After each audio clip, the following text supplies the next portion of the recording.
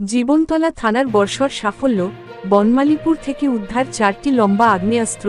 তদন্তে পুলিশ দক্ষিণ 24 পরগনার জীবনতলা থানার অন্তর্গত নারায়ণপুর গ্রাম পঞ্চায়েতের বনমালীপুর আদর্শ সংঘ ক্লাব সংলগ্ন এলাকা থেকে উদ্ধার হয়েছে 4টি লম্বা আগ্নেয়াস্ত্র।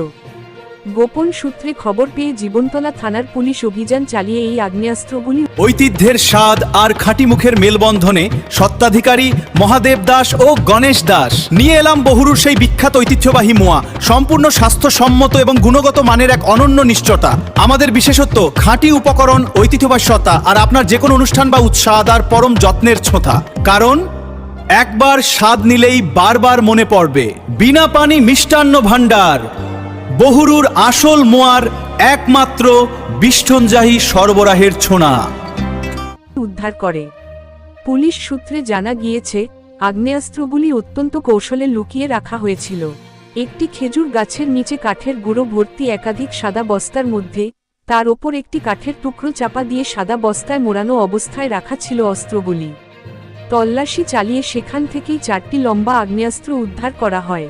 এই ঘটনায় জীবনতলা থানার পুলিশ একটি নির্দিষ্ট মামলার তদন্ত শুরু করেছে।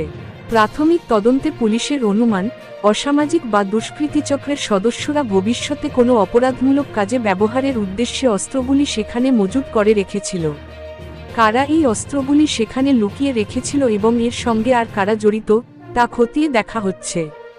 এই ঘটনায় উপযুক্ত নামে তারাচিহ্ন সালাউদ্দিন সর্দার তারাচিহ্ন এর বিরুদ্ধে মামলা রুজু করে তদন্ত শুরু করেছে জীবনতলা থানার পুলিশ। উদ্ধার হওয়া আগ্নেয়াস্ত্রগুলি পরীক্ষার জন্য পাঠানো হবে এবং ঘটনার সঙ্গে জড়িতদের শনাক্ত করতে তদন্ত আরও জোরদার করা হয়েছে। আপনার চোখের সুরক্ষা ও স্টাইলের নির্ভরযোগ্য ঠিকানা দাস অপটিক্যালস। দক্ষিণ বারাসত বাজারে অবস্থিত আমাদের প্রতিষ্ঠানে পাবেন যাবতীয় চশমা অতি সুলভ মূল্যে, আধুনিক ডিজাইনের সানগ্লাস, অন্যান্য ধরনের পাওয়ার ফ্রেম এবং কন্ট্যাক্ট লেন্সের কম সময়ে প্রস্তুত আপনাদের সেবায়। স্টাইল হোক আপনার, সেবা আমাদের। দেখুন ভালো, আত্মবিশ্বাসী। আজই চলে আসুন দাস অপটিক্যালসে। জয়নগর আপডেট, সত্যের পাশে, খবরের আগে।